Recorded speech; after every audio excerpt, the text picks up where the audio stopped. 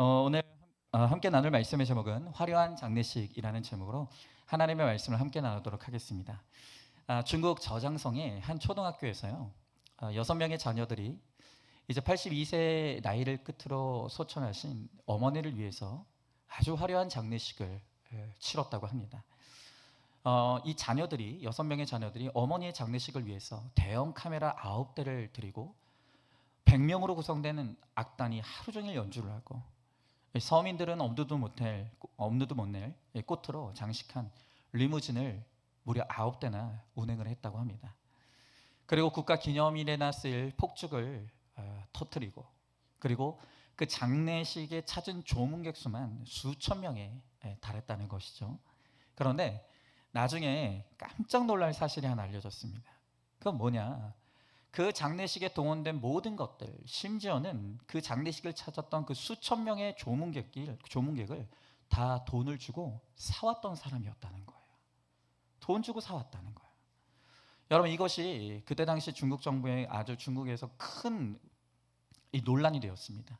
그래서 이 장소를 제공했던 학교 관계자들을 다 파면이 되고, 아주 그냥 그 일을 수습하느라 애를 먹었다는 것이죠. 여러분, 돈이 많다고 화려한 장례식을 치르는 것이 아닙니다. 오늘 본문을 보면 이제 창세기 25장부터 시작된 야곱의 이야기가 이제 오늘 50장에 드디어 끝이 납니다. 내 인생은 험악한 인생이었다고 고백했던 야곱이 147세의 나이를 일기로 이제 생을 마치고 이제 장례식을 치르는 것이죠. 여러분, 오늘 말씀을 보면요, 이제 요셉이 돌아가신 아버지 야곱의 장례를 아주 말할 수 없이 거창하게 치르는 장면이 나옵니다. 자, 여러분, 오늘 성경에 보는 이 야곱의 장례식과 또 중국 부인의 장례식은 무슨 차이가 있을까요? 또 이 야곱의 장례식을 통해서 우리는 뭘 깨달아야 될까요? 또 왜 이렇게 화려한 장례식을 오늘 치르는 것입니까? 여러분, 성경에서 야곱보다 화려한 장례식을 치르는 사람은 없습니다. 오늘 이 화려한 장례식에 담긴 그 의미가 무엇인지, 오늘 이 말씀 속에서 하나님은 우리들에게 무엇을 말씀하고자 하시는지 우리가 그 성령의 음성에 귀를 기울일 수 있길 바랍니다. 자, 먼저 첫 번째로 화려한 장례식을 하기 위해서 첫째로는 세상 권세도 쓰임받을 수 있다는 것입니다. 자, 오늘 1절의 말씀을 보니까 요셉이 그의 아버지 얼굴에 굽으려 울며 입맞추고 그랬습니다. 자, 우리가 알다시피 요셉은 아버지 야곱에 대한 감정이 각별하죠. 너무나 특별한 사랑을 받았기 때문에 형제들보다 아버지의 죽음을 더 슬퍼하면서 울며 허리를 굽으려 죽은 아버지의 얼굴에 입맞춤을 했다라고 말을 합니다. 자, 그런데 오늘 말씀을 보면요, 이 아버지의 장례를 준비하고 치르는 과정에서 다른 형제들이 보이질 않아요. 형제들이 보이지 않아요. 근데 그게 너무나 당연한 게, 이 형제들은 지위도 없고 능력도 없고 돈도 없어요. 아무것도 할 수 없습니다. 반면에 요셉은 형들에게는 없는 지위와 능력이 있고 충분한 물질이 있는 거예요. 그래서 요셉이 그가 가진 것으로 이제 아버지의 화려한 장례식을 준비하고 그 장례식을 치르는 것이죠. 여러분, 그러니까 이 화려한 장례식, 야곱이 맞이했던 이 화려한 장례식은 요셉이 있었기 때문에 가능한 것이고, 또 요셉으로 말미암아 오늘 이 모든 일이 이루어지는 것이죠. 여러분, 요셉은 자신이 가지고 있는 그 권세를 한껏 활용하는 거예요. 자신에게 주어진 물질적인 능력과 권세의 능력을 한껏 활용하여서 아버지의 장례를 준비하고 치르는데 최선을 다하고 있는 거예요. 자, 오늘 이어지는 2절 3절의 말씀에 보니까 그 수종드는 의원에게 명하여 아버지의 몸을 향으로 처리하게 하며, 의원이 이스라엘에게 그대로 하되 40일이 걸렸으니 향으로 처리하는 데는 이 날수가 걸림이며 애굽 사람들은 70일 동안 그를 위하여 곡하였더라 그랬습니다. 자, 오늘 이 말씀에 보니까 성경 어느 곳에서도 볼 수 없는 정말 화려한 장례가 이제 치루어지는데, 이제 이 아버지 야곱의 장례, 정말 듣기에도 복잡한 이제 그 과정들을 거쳐. 여러분, 우리가 알다시피 지금 성경에 등장하는 애굽은 오늘날 우리가 알고 있는 이집트입니다. 여러분, 이 이집트는 그때 당시 이제 시체를 처리하는 노하우가 굉장히 발달된 나라였죠. 그래서 지금도 이집트 곳곳에 이 왕들의 미라가 발견되고 있지 않습니까? 여러분 당시 고대 문헌을 보면요, 이 이집트 사람들은 사람의 이 죽은 시신을 오래 보관하기 위해서 먼저 뇌와 장기들을 그 시신에서 다 꺼냅니다. 여러분도 아시죠? 사람이 죽게 되면 가장 먼저 부패하는 게 사람 속에 있는 장기예요. 그렇기 때문에 그 장기들을 모두 꺼내놓는 것이죠. 그리고 이제 부패하는 시신에서 냄새가 나기 때문에 온몸을 향신료로 채우고, 그리고 그 시신을 질산칼륨에 담갔다가 꺼냅니다. 그리고 이제 온몸을 린넨 이 붕대로 감는 것이죠. 훨씬 더 자세한 과정들이 있지만 어쨌든 그것을 생략하고 이 일만, 이 시체를 처리하는 일에만 40일이 걸렸다는 거예요. 여러분 그 당시 문헌을 보면요, 이렇게 한 사람의 시신을 이와 같이 꼼꼼하게 이 미이라로 처리하기 위해 드는 비용이 그때 당시 돈으로 은 1,500세겔이었다고 해요. 여러분 그 당시에 노동자가 4일을 일해야 은 1세겔을 삭으로 얻을 수 있었어요. 그러니까 이걸 계산해 보면 이 은 1,500세겔이라는 것은 노동자가 6,000일을 일해야 벌 수 있는 돈이고, 연도로 따지면 20년을 일해야 얻을 수 있는 품삯이 바로 그 돈을 야곱의 시신을 처리하는 일에 오늘 투입을 했다는 거예요. 엄청난 비용이 들어간 것이죠. 여러분 이것은 권세가 없으면, 물질이 없으면 할 수 없는 일이에요. 그런데 하나님께서 요셉에게 물질을 허락하시고 권세를 허락하셨어요. 그리고 오늘 요셉은 그에게 주어진 그 물질과 권세를 가지고 이제 아버지의 마지막 장례를 치르는 일에 그 모든 힘과 역량을 투입하는 것이죠. 하나님께서 오늘 이 마지막 일, 아버지의 장례를 화려하게 엄숙하게 치르는 이 일을 감당하라고 하나님께서 그에게 물질도 주셨고 권세도 주셨고 능력도 주셨다는 거예요. 여러분 반드시 기억하십시오. 오늘 하나님께서 우리들에게 주신 건강이 있습니다. 또 어떤 자들에게 물질을 주셨고요, 어떤 자들에게는 지위를 주셨어요. 그런데 거기에다 목적이 있다는 거예요. 하나님께서 그것을 통해서 이루시고자 하는 목적과 뜻이 있다는 거예요. 하나님의 뜻을 이루는 도구로서 하나님께서 우리에게 주신 것이 있다는 것이에요. 우리가 그것을 알고 나에게 주어진 것을 하나님의 목적과 뜻에 맞게 잘 사용할 때 바로 비로소 우리의 삶이 의미 있는 인생이, 사명 감당하는 인생이 될 수가 있다는 것입니다. 자, 먼저 한번 질문해 봅니다. 여러분은 여러분의 장례식이 어떤 모습일 것 같으세요? 또 내 장례식에 누가 찾아올 것 같습니까? 또 여러분의 장례식은 어떤 모습일 것 같습니까?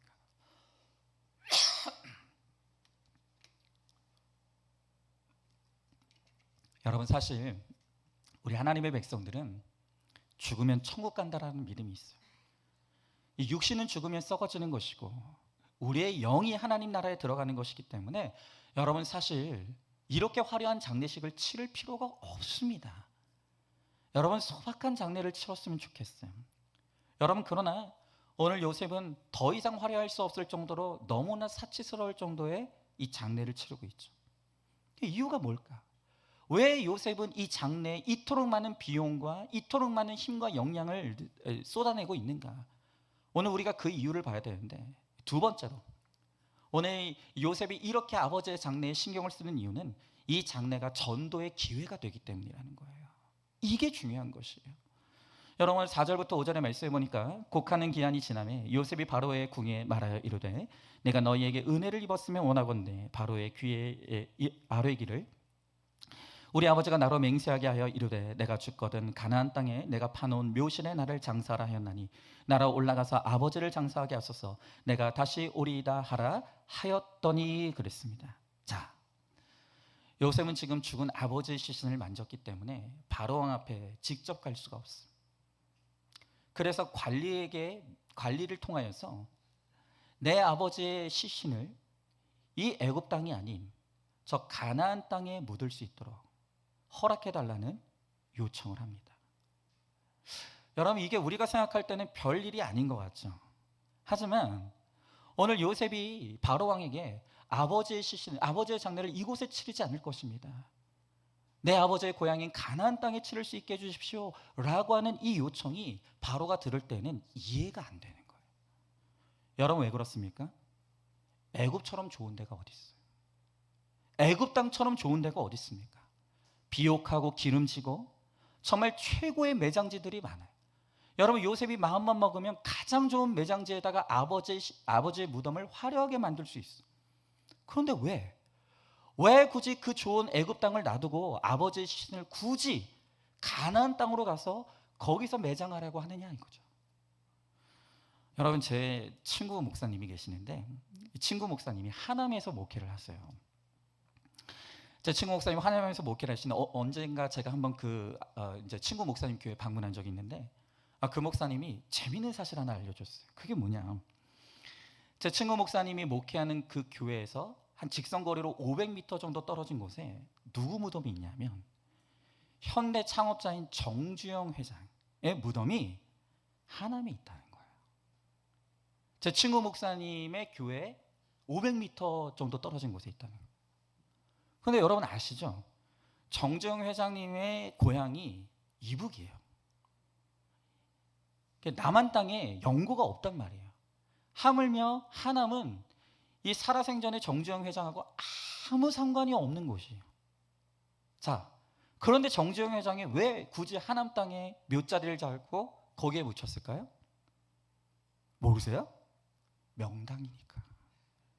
명당이니까요.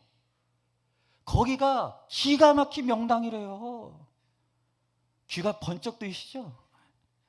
여러분, 그래서 현대가에서 정중훈 씨가 돌아가셨을 때, 회장이 돌아가셨을 때 그곳에다가 이미 그 땅을 오래전부터 사놓고 화려한 묘지를 조성하고 아무나 들어갈 수 없도록 철저하게 해놨다는 거예요.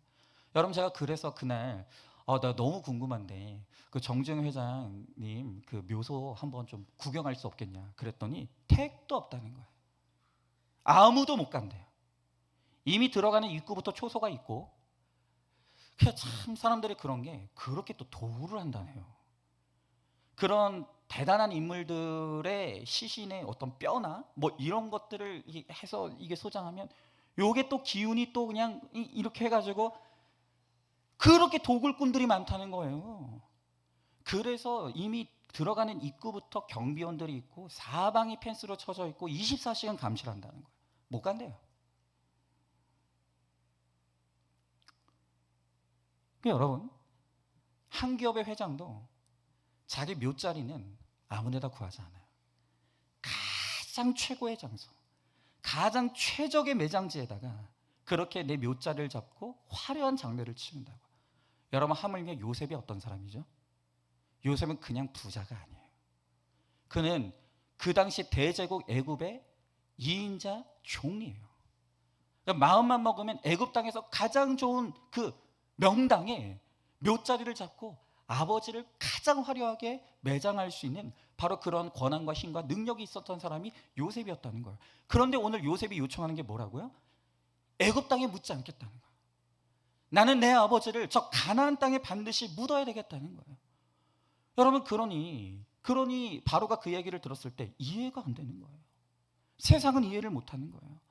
여러분, 세상은 만몬을 섬겨요. 돈이 없으면 안 되는 게 없어요. 돈만 있으면 최고의 명당에다가 묘자리를 잡고 거기에 매장을 하고 모든 사람들이 오고 가면서 평생토록 그렇게 참배하고 죽어서도 그렇게 호사를 누릴 수 있다는 말이에요.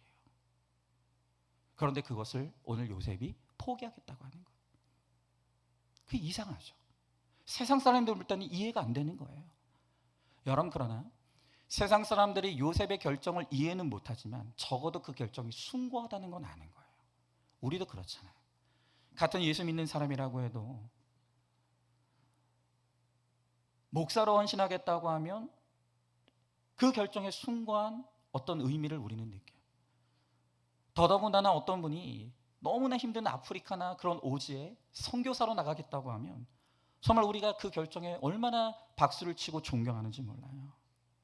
여러분, 오늘 요셉이 얼마든지 그가 가진 힘과 능력을 가지고 최고의 매장지를 잡고 최고의 장례를 치를 수 있음에도 불구하고 그는 가장 초라한 시골 땅 가나안에 내 아버지의 묘자리를 잡고 거기에 내 아버지를 장사하겠다고 그렇게 결정하는 거예요. 그 결정이 이해는 안 가지만 그 결정을 숭고하게 여기는 거예요. 여러분, 이게 바로 전도가 되는 거예요. 이게 바로 전도가 되는 거예요. 여러분, 이 세상 사람들은 죽었다 깨어나도 흉내내지도 못할 그런 믿음의 적용과 순종을 이루어 갈 때, 그때 세상 사람들은 우리를 보면서 신비하게 느껴진다, 신비하게 여긴다고요. 저 사람 저렇게 하지 않아도 되는데, 저렇게 힘들게 살지 않아도 되는데 왜 굳이 저렇게 힘들게 어렵게 하면서 저 길을 걸어갈까? 여러분, 그러한 믿음의 삶이 세상 사람들로 하여금 도전을 주고 감동을 주는 것이죠. 여러분, 우리도 마찬가지입니다. 우리가 힘이 없는 게 아니에요. 능력이 없는 게 아니에요. 여러분, 그럼에도 불구하고 남들로 하여금 왜 굳이 그런 힘든 일을 하시냐고, 얼마든지 편안한 길을 갈 수 있는데 왜 굳이 그렇게 힘든 길을 가시냐고, 왜 그렇게 어렵게 사시냐고, 여러분, 이렇게 물어보는 여러분들이 되길 원해요. 그러한 믿음의 적용과 순종의 삶이 바로 전도가 되어서 우리로 하여금 복음의 통로가 되게 만드는 것이죠. 그러니까 여러분, 세상 사람들이 믿는 사람을 보면서 저 사람은 왜 저렇게 살지? 모두가 다 높은 것을 향해 가는 세상 사람들인데 우리는 늘 낮고 더 낮은 것을 가는 거예요. 늘 우리는 이 세상 사람들은 가진 것을 가지고 섬김을 받으려고 하지만 우리는 그것을 가지고 섬기는 삶을 살아가는 거예요. 그럴 때 세상 사람들은 도대체 저 사람은 어떤 가치관이 있길래 저런 삶을 살아가는가? 도대체 저 사람을 저렇게 살게 만드는, 저 숭고한 삶을 살아가게 만드는 저 사람 속에 있는 믿음은 무엇인가? 여러분, 이런 퀘션 마크를 사람들이 갖게 만드는 그런 믿음의 삶을 살아가는 여러분들이 되기를 원하는 것입니다. 여러분, 한번 질문해 봅니다. 여러분은 전도하기 위해서 세상의 권세를 쓰임받은 적이 있습니까? 어떤 권세로 쓰임받고 있습니까? 그렇게 세상 권세로 전도하기 위해 준비하고 준비되는 인생입니까? 자, 세 번째로, 오늘 이 야곱의 장례식에는 신자와 불신자 모두가 애통함을 갖게 돼요. 자, 오늘 7절부터 9절의 말씀에 보니까 요셉이 자기 아버지를 장사하러 올라가니 바로의 모든 신하와 바로 궁의 원로들과 애굽 땅의 모든 원로와 요셉의 온 집과 그의 형제들과 그의 아버지의 집이 그와 함께 올라가고 그들의 어린 아이들과 양떼와 소떼만 고센 땅에 남겼으며 병거와 기병이 요셉을 따라 올라가니 그때가 심히 컸더라 그랬습니다. 자, 오늘 말씀해 보니까 이제 야곱의 장례가 시작이 돼요. 그런데 이 장례식에 야곱의 가족들만 참여하는 것이 아니라 이 애굽의 모든 관리들이 이 장례 행렬에 동참했다는 거예요. 자, 여러분, 오늘 야곱의 장례식에 야곱의 자녀들뿐만이 아니라 애굽의 이방인들도 오늘 이 장례식에 동참하며 함께 애통했다는 것은 영적으로 무슨 의미냐 하면, 이제까지 이스라엘 안에만 머물러 있던 구원이 이제 이스라엘 밖 이방인들에게까지 확장되는 아주 중요한 사건인 거예요. 여러분, 그전까지는 하나님을 믿는다는 것은 오직 야곱과 그의 가족들에게만 허락된 특권이었어요. 그런데 오늘 야곱의 장례식을 통해서 이 구원이라는 것이 이제는 이스라엘 밖으로 확장되기 시작하는 것이죠. 여러분, 오늘 야곱은요, 자신의 죽음조차도 이방인의 구원을 위해 쓰임받는 도구로 사용하는 거예요. 야곱이 이렇게 구속사의 인생을 살았고 구원의 사명을 목적에 두고 살았기 때문에, 그렇기 때문에 창세기 25장부터 시작된 이 창세기 무려 50장이나 되는 창세기에서 야곱의 스토리가 무려 25장, 절반이나 기록되어 있는 거예요. 그러니까 여러분, 그 창세기의 후반부는 야곱의 행전이라고 말해도 과언이 아닌 거예요. 야곱은 자기의 죽음조차도, 자기의 장례식조차도 이 장례에 참여하는 모든 사람들에게 복음을 증거하고 구원을 얻게 하는 사명의 도구로 사용하는 것이죠.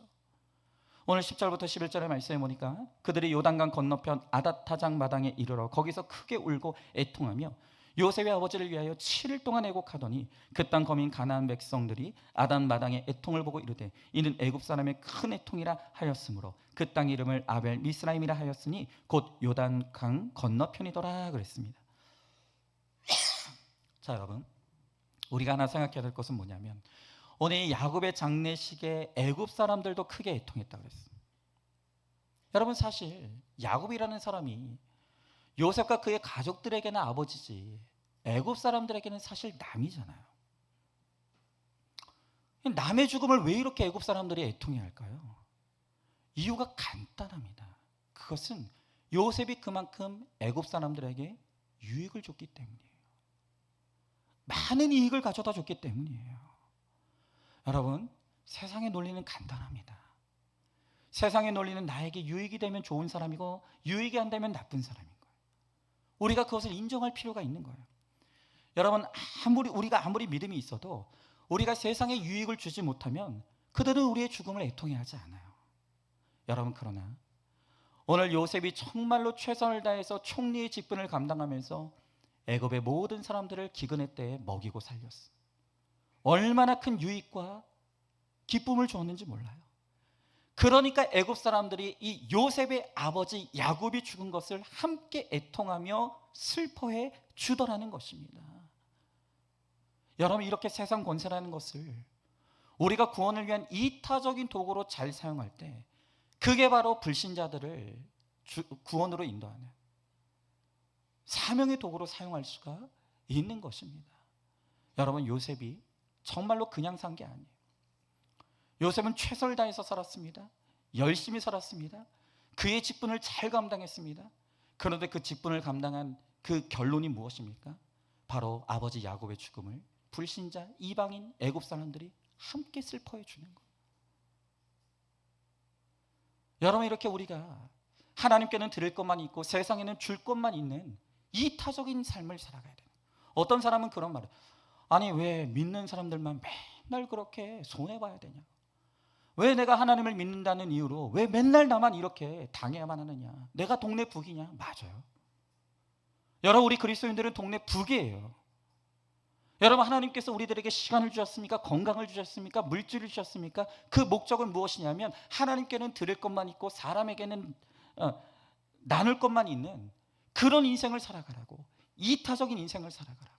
그래서 나의 삶이 정말 구원의 도구가 되어지라고 하나님께서 우리들에게 그러한 삶을 허락하셨다는, 우리가 그러한 삶을 살아갈 때 나의 죽음이 세상 사람들도 애통해하는 비결이 되는 것입니다. 자, 한번 질문해 봅니다. 신, 불신 모두 참여해서 애통할 수 있는 그 장례식을 위해 여러분들은 불신자에게 유익이 된 적이 있습니까? 그러려면 지금부터 전도하고 이타적인 삶을 살아야 되지 않겠습니까? 마지막 네 번째로, 화려한 장례식은 오직 믿음의 자손들만 치러낼 수 있습니다. 자, 오늘 12절부터 14절의 말씀에 보니까 야곱의 아들들이 아버지가 그들에게 명령한 대로 그를 위해 따라 행하여 그를 가나안 땅으로 메어다가 마므레 앞 막벨라 밭 굴에 장사하였으니 이는 아브라함이 헷족 속 에브론에게 밭과 함께 사서 매장제를 삼은 곳이더라. 요셉이 아버지를 장사한 후에 자기 형제와 호상꾼과 함께 애굽으로 돌아왔더라 그랬습니다. 자, 여러분, 아까도 말씀드렸던 것처럼 성경에 등장하는 그 어떤 인물보다도 오늘 야곱이 가장 화려한 장례식을 치릅니다. 그러나 오늘 우리가 절대로 오해하면 안 되는 것이, 야곱이 화려한 장례식을 치렀다고 해서 그가 그만큼 믿음이 좋은 사람이라는 걸 의미하는 게 아니라는 거예요. 여러분, 성경에는요, 야곱보다 훨씬 더 믿음 있는 삶을 살았지만 장례조차도 치르지 못했던 사람들이 많아요.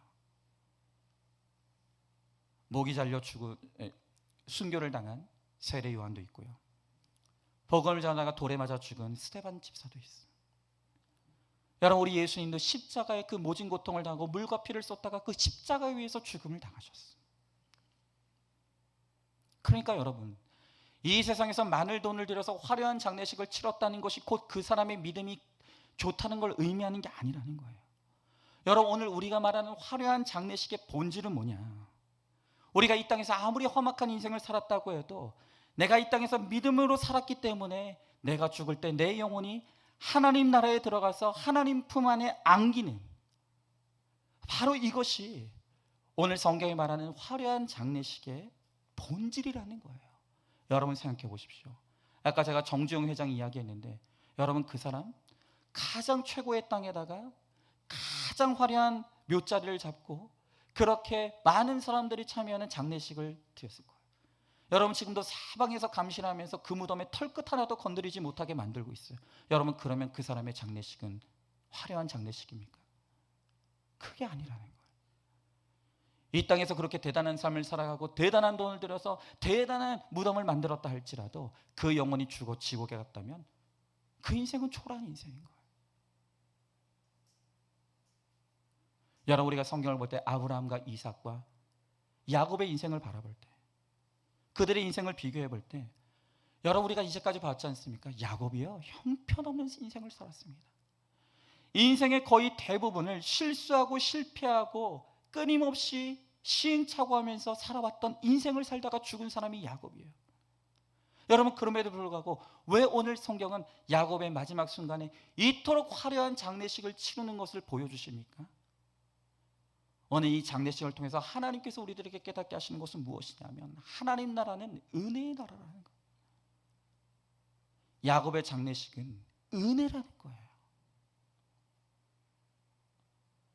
여러분, 야곱을 우리가 바라볼 때 아무리 봐도 야곱의 인생 속에서 우리가 좋은 모습을 찾을 부분이 별로 많지 않아요. 그럼에도 불구하고 그 마지막 순간에 정말 이토록 화려한 장례를 치르게 하시는 것은, 오늘 우리가 비록 세상에서 형편없이 살았다고 해도 예수님을 믿기만 하면, 여러분, 심지어 우리 가운데는 예수 믿는 지 얼마 안 되신 분들이 있어요. 그리고 예수님을 위해서 별로 내가 하나님을 위해서 한 일이 없는 분들도 있어요. 여러분, 그렇다 할지라도 우리가 하나님을 믿고 하나님의 자녀와 백성이 되기만 하면 하나님은 우리의 영혼을 내 죽음의 날에 따뜻하게 맞아주시고 하나님 나라에서 최고의 잔치를 베풀어 주신다는 거예요. 여러분, 제가 들어보니까 우리가 그때 추수감사주일날 세례식이 있었지 않습니까? 우리 임예민 성도님이 내가 왜 이렇게 늦게 예수 믿었는지 모르겠다. 저분이 좀 야망이 있으신 것 같더라고요. 나는 장로 되고 싶은데. 그런 야망이 있으신 것 같은데. 근데 너무 늦게 이제 예수님을 영접하고 믿게 됐어요. 상관없어요. 늦은 건 없는 거예요. 늦은 건 없는 거예요. 우리가 오늘 예수님을 믿고 하나님의 자녀와 백성이 되면 하나님은 내 영혼을 맞아주시고 내 죽음의 날에 하나님 나라에서 최고의 잔치를 베풀어 주신다는 거예요. 여러분, 우리는 부족합니다. 나는 부족해요. 우리가 창세기 25장부터 시작된 야곱의 인생을 우리가 보는 동안 야곱이 얼마나 많은 실수와 실패와 시행착오와 후회들을 많이 하면서 살아왔는지 몰라요. 그러나 그 인생의 마지막에 이 화려한 장례를 보면서 결국 하나님의 나라는 은혜의 나라, 은혜로 들어가는 나라라는 것, 예수 그리스도를 믿기만 하면 하나님께서 우리를 최고의 장례로 오늘 우리를 맞아주시고 하나님 나라의 자녀와 백성으로 인도해 주신다는 것. 여러분, 그것이 바로 오늘 야곱의 이 최고의 이 화려한 장례식을 통해서 우리에게 주시는 성령의 메시지라는 것입니다. 오늘 마지막으로 제 이야기를 하고 좀 마무리를 해야 될 것 같아요. 한 주 동안 제 건강의 문제로 많은 분들에게 염려를 끼쳐서 굉장히 죄송한 마음이에요. 제가 그 이번 기간 동안 이 질병의 문제를 가지고 말씀을 묵상하면서 많은 것들을 깨닫고 또 거기서 많은 또 은혜가 있었어요. 아마 그것은 이제 수요 예배 때 제가 더 자세하게 좀 풀어낼 수 있을 것 같고요. 그래도 오늘 잠깐 좀 말씀드리자면, 제가 왜 병원에 입원하게 됐었냐면, 사실은 제가 몇 주 전에 독감에 걸렸었어요. 그래서 이제 약을 처방받아서 먹고 호전됐었는데 증세가 또 올라왔어요. 한 주 만에. 그래서 이제 제가 한도병원에 이제 갔는데 검사를 해보니까 독감에 걸렸었는데 제가 재확진이 됐어요. 독감이 2번 걸렸다고요. 감동도 없고 반응도 없고 좀 슬퍼하시기도 하죠. 재확진 됐다고요. 그래서 제가 사실은 병원에 입원하게 된 게 뭐냐면 독감 때문에 입원한 거예요. 그러니까 의사 선생님이 한 번 걸려도 힘든데 어쩌다 이 2번이나 재확진이 돼가지고 너무 힘드니까 병원에 입원해서 좀 다른 신경 쓰지 말고 치료받고 그러고 나가시라고. 그래서 이제 독감 치료하려고 이제 병원에 들어가게 된 거죠. 근데 이제 병원에 입원하는 그날에 이제 피 검사를 했는데 그 다음 날 의사가 아침에 일찍 와서 회진을 하는데 지금 당신은 독감이 문제가 아니라고. 피 검사를 했더니 A형 간염, 급성 간염 이제 급성 A형 간염 양성 반응이 나왔다. 그러면서 간 수치가 너무 높다는 거예요. 그 입원한 그 다음날, 그 첫날에, 그러니까 저도 몰랐는데 간 수치가 원래 정상 간 수치는 40이에요. 근데 제가 입원한 그날 이미 제 간 수치가 600이었단 말이에요. 그러니까 이거 독감은 지금 이유가 아니라고. 이거 지금 그 급성 간염부터 치료하지 않으면 큰일 난다고. 그럼 이제 그날부터 이제 치료가 된 거죠. 치료가 시작이 되는데 이제 항생제를 들이붓는데 근데 이게 수치가 안 잡히는 거예요. 계속 그날 매일 이제 피 검사를 하는데 둘째 날 했더니 간 수치가 1000으로 올라가 있고 그 다음 날은 1600으로 올라가 있고 그 다음 날은 2700까지 치솟은 거예요. 그러니까 의사 선생님이 그걸 보더니 하는 말이 뭐냐면 지금 계속해서 약을 쓰고 항생제를 들이붓고 있는데 이게 만약에 안 잡히면 수술해야 됩니다. 너무 황당한 거예요. 너무 황당한 거예요. 저는 그냥 독감 치료하려고 들어갔던 건데 되도 않은 갑자기 급성 간염이 왔다고 하면서 막 가슴치가 막 올라가는 거예요. 그러면서 이제 하시는 말씀이 아마 이제 지금부터 이제 후유증이 막 몰려오기 시작할 텐데 굉장히 힘들 겁니다. 근데 아니나 다를까? 여러분 저는 몰랐어요. 간이 망가진다는 게 이렇게 무서운 건지 몰랐어요. 오늘 우리들 가운데도 간질환 앓고 계시는 분들이 있는데 이 간이 망가진다는 게 이렇게 무서운 건지 몰랐어요. 그때부터 이제 이 고통이 몰려오기 시작하는데 고열에 두통에 여러분 제가 두통약을요 하루에 4알을 막 털어놓고 막 안 되는 거예요. 구토에. 여러분 제가 이번에 이제 이걸 앓으면서 정말 그 남자로서 느낄 수 없는 그 임신하면 그 뭐라 그러지 입덧의 고통을 알게 됐어요. 냄새만 맡아도 막 구토가 올라오고 막 할 수가 없는. 그래서 제가 그 식사 시간만 되면은 음식 냄새가 너무 역하고 힘드니까는 1층으로 도망가는 거예요. 밥을 못 먹었어요. 금식을 하고 이제 영양제를 맞으면서 이제 그렇게 이제 막 구토, 근육통까지.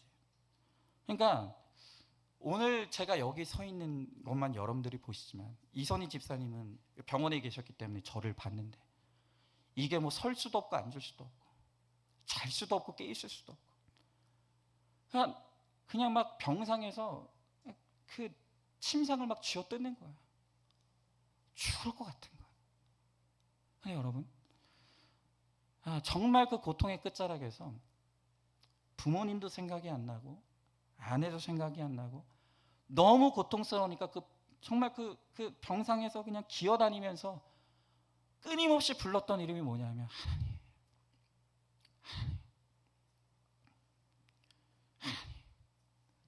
하나님, 하나님의 이름만 끊임없이 부르는 거예요. 뭐라고 기도할 수도 없어요. 너무 고통스러워서 기도할 수도 없고 그냥 하나님. 근데 그 가운데서 제 안에 들어오는 소망이 뭐냐면 이 고통의 끝에서 내가 마지막으로 기억하는 그 한 분이 하나님이라는 거. 내게 분명히 믿음이 있구나. 내가 이러다가 하나님의 부름을 받고 천국 간다 할지라도 나도 오늘 야곱이 들어간 그 나의 믿음의 막벨라굴에 나도 들어갈 수 있겠구나. 그 한 가지 소망이 저를 붙들어 주시더라고요.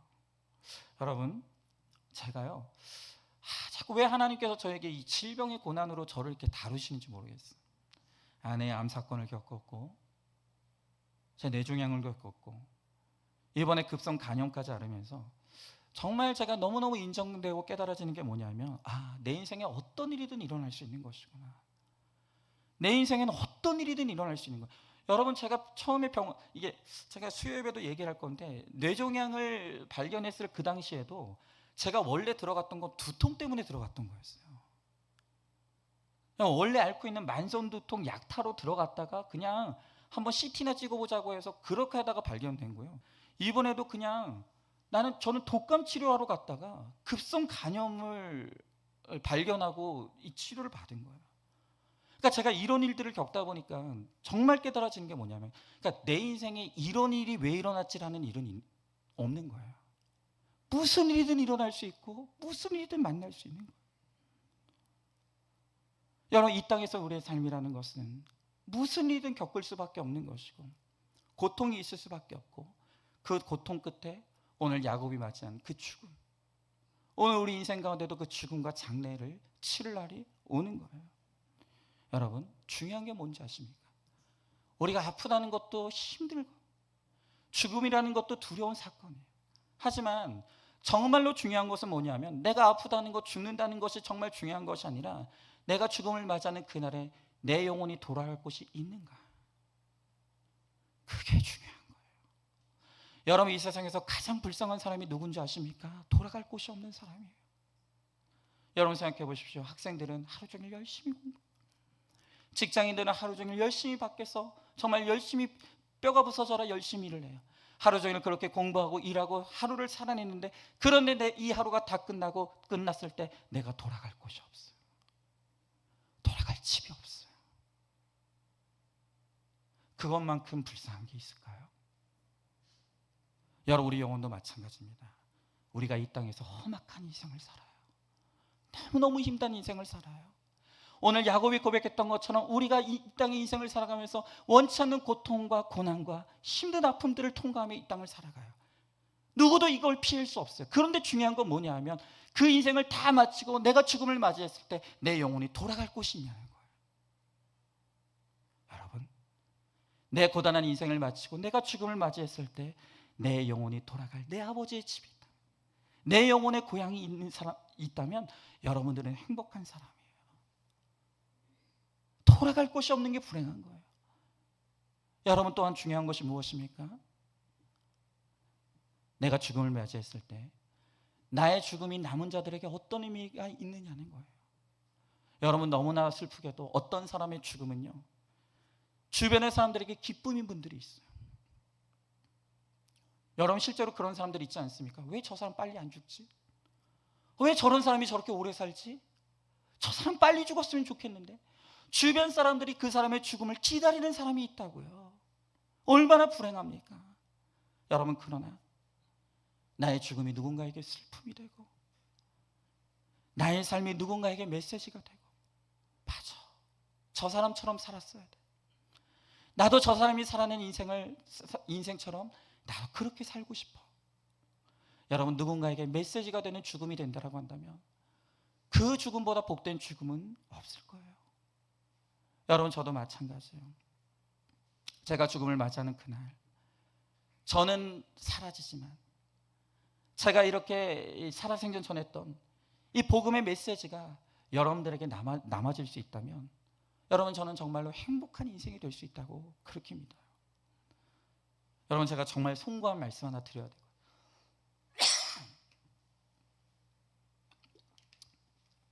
오늘 이렇게 암수술 몇 번 경험하시고 항암 중에도 오늘 일에 나오신 우리 허광 집사님 계시는데, 너무너무 송구한 말씀이지만 꼭 드려야 될 말씀이 뭐냐면, 저도 이렇게 몇 번 큰 질병의 고통을 통과하고 나니까 정말 제가 깨달아지는 게 뭐냐면, 하나님이 내가 생각하는 것보다 나를 좀 더 일찍 데려가실 수도 있겠구나 라는 생각이 들어요.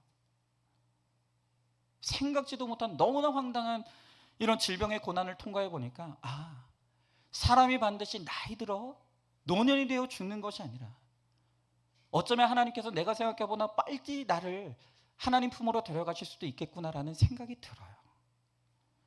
여러분, 그래서 미리 말씀드리지만, 혹시 제가 여러분들보다 빨리 부름받는 그런 일이 일어난다고 해도 제발 이상한 일로 여기지 말아주시기 바랍니다. 그 이상한 일이 아니에요. 그게 왜 이상한 일입니까? 여러분, 세상은 죽음을 정의하는 여러 가지가 있어요. 사고로 죽었다, 질병으로 죽었다, 노안으로 죽었다, 여러 가지 이유를 대요. 여러분, 그러나 성경은 사람의 삶과 죽음을 그렇게 복잡하게 정의하지 않습니다. 여러분, 저희가 병원에 입원했던 그날 큐티 본문이 뭐였냐면, 사도 바울이 유라굴로 광풍에 갇혔던 날이었어요. 제가 병원에 입원했던 그날 큐티 본문이 사도 바울이 유라굴로 광풍에 갇혔던 날이었다고요. 그런데 그 본문을 제가 그 고통 중에서 하나하나 정말 간절하게 붙잡으면서 큐티를 해나갈 때 제가 목격한 게 뭐냐면, 바울이 광풍에 갇혔는데 죽지 않아요. 그 광풍 속에서 배가 파손이 됐는데 안 죽어요. 또 배가 파손돼서 다행히 섬에 들어가게 됐는데 거기서 바울이 독사에 물리거든요. 안 죽는 거예요. 그럼 왜 바울은 안 죽을까? 바울이 죽지 못하는 이유, 바울이 그 큰 고난 속에서도 죽지 않았던 이유는 딱 하나예요. 운이 좋아서가 아니에요. 명줄이 길어서가 아니에요. 그에게 남은 사명이 있기 때문에. 사명이, 하나님께서 그에게 남겨놓으신 마지막 사명, 로마의 황제 앞에서 복음을 전하는, 아직 그 사명이 남았기 때문에 광풍에 갇히고 배가 파손되고 독사에 물리는 그런 기가 막힌 고난을 당해도 바울은 죽을래야 죽을 수가 없는 거예요. 여러분, 성경이 죽음을 어떻게 정의하는 줄 아십니까? 성경이 말하는 죽음의 정의는 사명이 끝나면 죽는 거예요. 사람은 왜 죽냐? 사명이 끝나서 죽는 거예요. 여러분, 사명이 끝나기 전에는 누구도 죽지 않아요. 죽고 싶어도 죽을 수 없는 거예요. 여러분, 그러면서 저는 이 한 주 동안 사도 바울의 고난을 묵상하면서 저를 봐요. 여러분, 제가 정말 의사가 간수치가 안 잡힌다, 이거 안 잡히면 당신 수술해야 된다. 근데 무슨 수술인지도 모르겠어요. 뭔 수술을 한다는지도 모르겠는, 뭐 벼랑은 갑자기 뭐 큰일 났다는 식으로 이야기를 하는 거예요. 여러분들은 모르시겠지만 그 한 주 동안 저는 요단강에 한 반신욕 주문 하고 왔습니다. 너무 힘들었어요. 그런데 왜 하나님이 그 광풍 속에 갇혀서 죽어도 할 말이 없는 인생인데 왜 하나님이 저를 끄집어내셔서 오늘 여기 있게 하셨을까? 왜 하나님은 나를 그 광풍 속에서 살려두시고 오늘 이 자리에 서게 하셨을까? 여러분, 이유는 하나예요. 아직 저에게 남은 사명이 있어요. 아직 남은 사명이 있어요. 이 사명 끝나기 전엔 전 죽고 싶어도 죽지 못해요. 감당해야 되는 거예요. 그러나 하나님이 저에게 허락하신 그 사명 다 끝나는 그날, 그 사명을 다 마치는 그날, 하나님은 저를 부르실 것이고 저는 기쁘게 주님께 돌아갈 거예요. 여러분, 그렇기 때문에 그날이 빨리 온다 할지라도, 남들보다 빨리 하나님이 나를 부른다 할지라도 여러분, 이상이 욕을 게 아닌 거예요. 여러분들이 기억할 걸 뭐냐면, 저 박은성 목사 사명 위에 충성되이 살아가다가 이제 사명 끝나니 하나님이 좀 쉬라고 부르시는구나. 여러분들이 그렇게 해석하면 되는 거예요. 그래서 저는 저의 장례식이 슬픔의 장례가 아니라 이제 사명 다 마치고 이제 하나님의 품 안에 안겨 안식을 누리는 쉼을 얻게 되었으니 정말 기쁨과 감사가 있는 그런 장례가 될 수 있기를 소망하는 것입니다. 오늘 여러분들도 마찬가지입니다. 오늘 여러분들 가운데 기가 막힌 광풍에 갇혀서 고통 속에 헤매이다가 오늘 이 자리에 오신 분들이 있어요. 아까도 말씀드렸던 것처럼 오늘 우리 허우강 집사님 암의 광풍에 휘말려서 지금 항암 중에 있어요. 오늘 이 자리에 나오셨어요. 그리고 지금도 병원에서 수술하시고 오늘 입원해 계시는, 오늘 안 오셨나? 오셨구나. 세상에. 초기 진단 받으셨지만 암 수술을 마치시고 오늘 오셨어요. 오늘 다 우리 기가 막힌 광풍에 휘말려서 살다가 오늘 이 자리에 오신 분들이 있어요. 근데 여러분, 오늘 우리가 어떻게 이 자리에 있습니까? 오늘 왜 우리가 이 자리에 있습니까? 이유가 있어요. 이유가 있어서 살아있는 거예요. 이유 없이 살아있는 건 아닌 거예요. 우리에게 아직 남은 사명이 있습니다. 오늘 우리의 삶도, 우리의 죽음조차도, 오늘 야곱은 자기의 장례식조차도 한 영혼을 구원하는 그 구원과 사명의 도구로 아낌없이 쓰임받는 인생을 살다가 이제 부름받는 거예요. 오늘 저도 여러분들도 정말로 우리 인생이 복잡할 게 없는 거예요. 오늘 우리 이 자리에 있게 하신 것은 하나님의 은혜입니다. 그리고 그 은혜는 그저 나 하나 조금 더 살라고 하나님이 나를 그 광풍 속에서 끄집어내 주신 것이 아니라 오늘 다시 한번 나에게 삶의 기회를 주신 것은 나에게 사명이 있다는 것을, 그저 잘 먹고 잘 살다가 죽은 인생이 아니라, 그저 풀칠하면서 살다가 죽는 비루한 인생이 아니라, 정말 하나님의 나라를 위해서, 한 영혼의 구원을 위해서 사명 감당하라고 오늘도 나를 이 자리에 불러주셨다는 것, 나를 살게 하셨다는 것 잊지 마시고, 오늘 정말 우리가 사명 감당하며 가치 있는 삶을 살아가다가 언제 주님이 나를 부르신다 할지라도 기쁘게 주님께 돌아가서 가장 최고의 장례를 정말 치러내는 오늘 그런 인생을 살아갈 수 있는 저와 여러분, 우리 모두가 될 수 있기를 주님의 이름으로 축원합니다. 오늘 이 시간 우리 말씀을 기억하면서 우리 같이 찬양하고 기도했으면 좋겠습니다. 나를 지으신 이도 하나님이시고, 나를 부르신 이도 하나님이시고, 또 나를 다시 주님께로 돌아가게 하실 이도 하나님이십니다. 여러분, 제가 한 주 동안 정말 이 질병의 광풍에 휘말려서 꼼짝없이 그곳에 갇혀서, 여러분, 때로는 하나님 제발 이 고통에서 벗어날 수 있다면 하나님 내가 죽어도 좋겠습니다. 너무 힘듭니다. 오늘 그 고통 속에서 주의 이름을 부르며 그 광풍의 한가운데 있었던 그 시간, 그런데 주님께서 저를 그 광풍 속에서 끄집어내 주시고 오늘 여기 있게 하셨습니다. 그것이 하나님의 은혜이고, 아직 저에게 남은 사명이 있기 때문에 저는 죽고 싶어도 죽을 수가 없어요.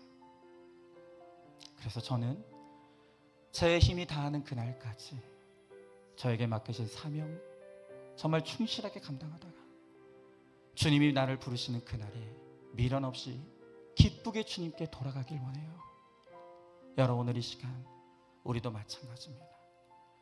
여러분, 그저 하루 먹고 하루 살라고 그런 비루한 인생을 살라고 주님이 우리를 구원하신 게 아니에요. 그런 인생 살라고 주님이 우리를 위해 물과 피를 쏟으신 것이 아닙니다. 나를 이 땅에 보내신 사명이 있어. 그 사명 잘 감당하고 주님 부르실 때 돌아오라고 오늘도 우리를 이 예배 자리에 있게 하시고 살게 하셨습니다. 오늘 이 시간 이 찬양의 가사 하나하나를 나를 향하신 하나님의 부르심으로 느끼고 고백하면서 이 찬양 우리 같이 찬양하고 우리 함께 이 시간 말씀을 가지고 기도하기 원합니다.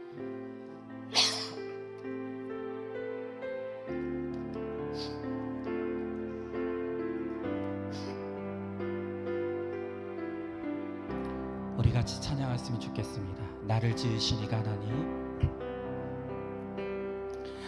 나를 지으신 이가 하나님, 나를 부르신 이가 하나님, 나를 보내신 이도 하나님, 나의 나 된 것은 나 하나님 은혜라. 나의 달려갈 길 나가도록 나의 마지막 호흡 다하도록 나로 그 십자가 품게 하시니 나의 나 된 것은 나 하나님 은혜라. 한량없는 은혜, 한량없는 은혜,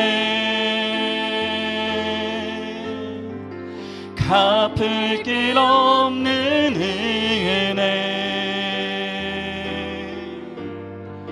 내 삶을 애워싸는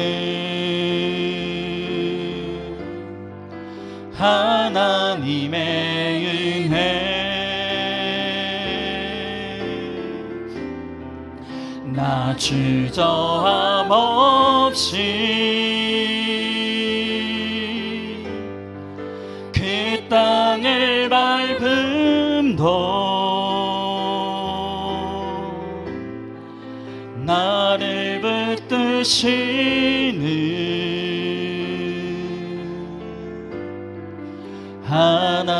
하나님의 우리 한 번 더 찬양합니다. 나를 지으신 이가 하나님,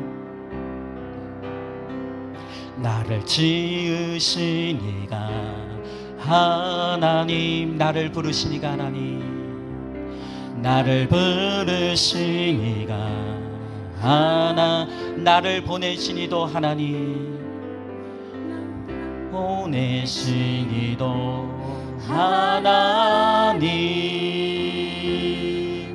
나의 나 된 것은 다 하나님 은혜라며, 나의 달려갈 길 다가도록, 나의 마지막 걸음 다하도록, 나로 그 십자가 품게 하시니, 나의 나 된 것은 다 하나님 은혜라.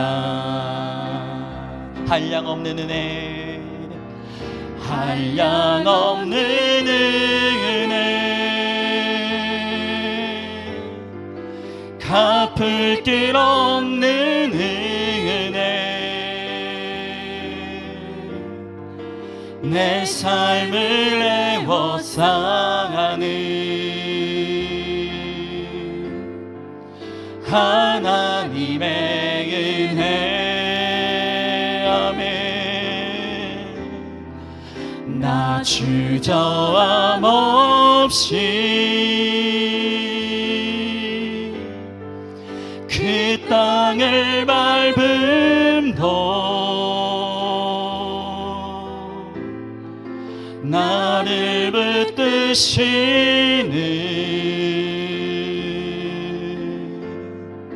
하나님의 은혜. 우리 한 번 더 고백합니다.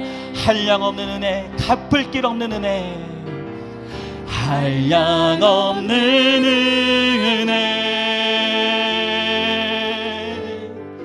갚을 길 없는 은혜, 내 삶을 애워싸는 하나님의 은혜. 아멘.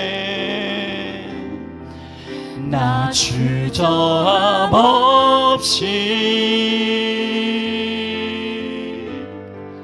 그 땅을 밟음도 나를 붙드시는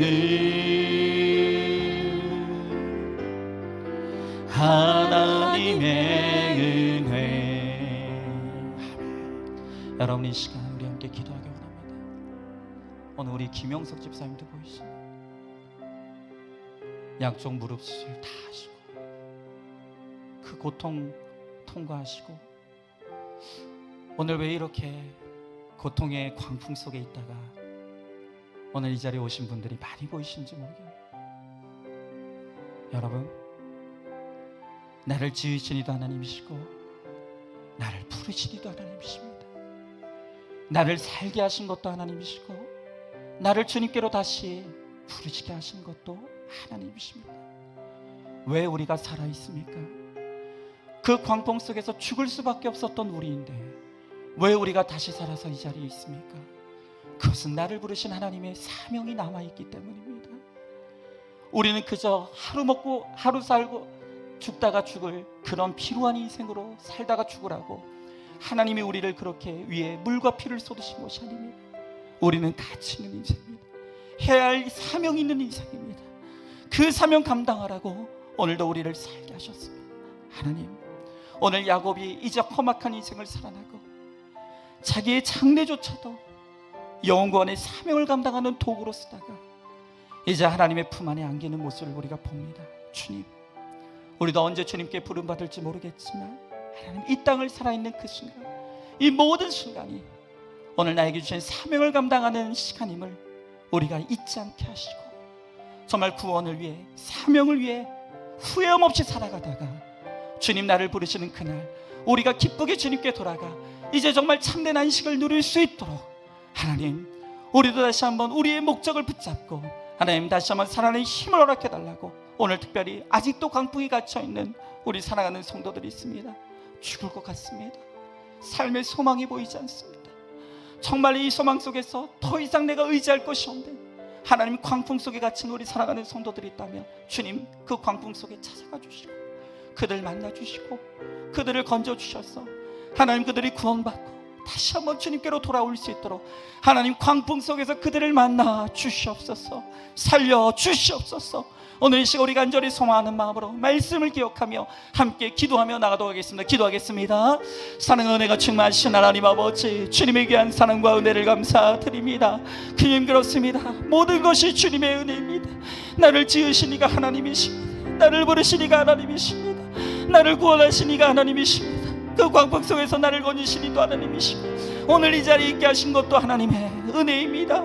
주여, 나의 하나님 아버지, 나를 부르시고 살게 하신 하나님의 은혜를 잊지 않게 하여 주시옵시고, 오늘 나를 이 자리에 서게 하신 하나님, 그 이유와 목적이 있음을 우리가 날마다 기억하게 하시고, 이제는 정말 방황 속에 살아가는 인생이 아닌 사명 붙잡는 인생이 되게 하시고, 사명 위에 사는 인생이 되게 하시고, 사명 따라 사는 인생이 되게 하여 주셔서 주님, 나를 부르실 때 하나님 아버지 후회함 없이 정말 주님께로 돌아가 하나님 참된 안식을 누릴 수 있도록 최고의 장례를 치르는 우리가 될 수 있도록 주여, 나의 하나님 아버지 함께하여 주시옵소서. 오늘도 광풍 속에 갇혀있는 사랑하는 지체들이 있습니다. 그 광풍 속에 삶의 소망이 없습니다. 하나님 아버지, 방법이 없습니다. 아무것도 남아있지 않은 그 광풍 속에 헤매이고 있는 사랑하는 성도들에게 주님 찾아가 주시옵시고, 주님 살 길을 열어주시고 하나님 삶의 소망을 허락하여 주시옵시고, 내가 살아야 될 이유를 알게 하여 주셔서 하나님 아버지, 주님 안에서 구원받게 하시고 정말 하나님 아버지, 하나님의 가치 있는 인생을 살아갈 수 있도록 주여 하나님 아버지 함께하여 주시옵소서. 은혜를 베풀어 주시옵소서. 주님 함께하여 주시옵소서. 하나님 아버지, 살게 하여 주시옵소서. 살아만 있게 하여 주시옵소서. 주님을 만나게 하여 주시옵소서. 주님 믿습니다. 감사합니다. 주여 도와주시옵소서. 믿습니다. 하나님, 지난 한 주간은 질병의 광풍에 갇혀 살아도 산 것이 아니고 죽어도 죽은 것이 아닌 기가 막힌 고통과 고난 속에 있었던 시간이었습니다. 그 광풍 속에서 죽어도 할 말이 없는 인생인데 주님께서 그 광풍 속에 갇힌 나를 붙잡으시고 거기서 살 길을 열어주시고 오늘 이 강단에 다시 설 수 있도록 주님이 저를 붙들어 주셨습니다. 하나님, 죽어도 할 말이 없는 인생인데 왜 주님께서 다시 저를 살게 하셨습니까? 왜 다시 이곳에 있게 하십니까? 그것은 아직 저에게 이 땅에 남은 사명이 있기 때문인 줄로 믿습니다. 사명이 남았기 때문에 그 사명이 끝나기 전엔 저는 죽고 싶어도 절대 죽을 수 없습니다. 이 사명을 반드시 감당해야 합니다. 주님, 사명 감당하라고 다시 살게 하시고 오늘 이 자리에 서게 하셨사오니 나를 부르신 그 하나님의 뜻과 목적을 다시 한번 선명하게 붙잡게 하시고 하루도 허투루 쓰지 아니하고 정말로 사명 감당하다가 주님이 나를 부르시는 그날에 기쁘게 주님께 돌아가 참된 안식을 누릴 수 있도록 최고의 장례를 치를 수 있도록 하나님, 나를 붙드시고 인도하여 주시옵소서. 하나님, 특별히 오늘 우리 사랑하는 성도들 가운데 정말 기가 막힌 광풍에 갇혀 있다가 오늘 이 자리에 온 성도들이 있습니다. 또한 지금도 광풍 속에 갇혀 살아야 하는 소망을 알지 못하고 살 방법을 깨닫지 못하고 오늘도 광풍 속에서 신음하며 고통하고 있는 오늘 사랑하는 성도들이 있습니다. 주님, 그 광풍 속에 갇힌 그들에게 오늘 이 시간 찾아가 주시옵소서. 그들의 영혼을 붙잡아 주시옵소서. 하나님, 주님이 살아계신 것과 주님이 그들을 사랑하시는 것과 그들을 주님께서 인도하신 것을 오늘 이 광풍을 통해 느끼게 하고 체험케 하시고 하나님, 다시 한번 피통이라도 살아 주님 앞에 돌아와 구원받고 안식을 누릴 수 있도록 주님 은혜를 베풀어 주시옵소서. 하나님, 더 이상 내 인생의 의미와 목적을 모른 채로 허랑방탕하게 방황하며 살아가는 인생 되지 않게 하여 주시옵소서. 오늘 나를 살게 하시고 오늘 이곳에 있게 하신 그 하나님의 뜻과 목적이 있음을 이제는 정말 구원을 위해 살아가라고, 사명 감당하는 인생을 살아가라고, 오늘도 우리를 이 자리에 있게 하신 그 하나님의 뜻을 우리가 분명하게 깨닫고 오늘도 사명 위에 살다가 주님 부르시는 날에 우리도 정말 최고의 장례를 치르며 주님의 품 안에 안기는 우리 모두가 되게 하여 주시옵소서. 반드시 그렇게 하여 주실 줄 믿사오며 사랑이 많으신 우리 예수님 이름 받들어 기도드리옵나이다. 아멘. 이제는 우리 주 예수 그리스도의 은혜와 하나님의 사랑과 성령의 교통하심이 이 땅을 살아있는 동안 나를 살아있게 하신 하나님의 뜻과 목적을 선명하게 붙잡고 구원을 위해 아낌없이 사명 감당하며 살아가다가 주님 부르시는 그날 후회 없이 주님께 돌아가 최고의 장례를 치르는 그 기쁨을 맞이하기를 소망하는 사랑하는 모든 성도들 머리 위에 이제로부터 영원토록 함께 계실지어다. 아멘.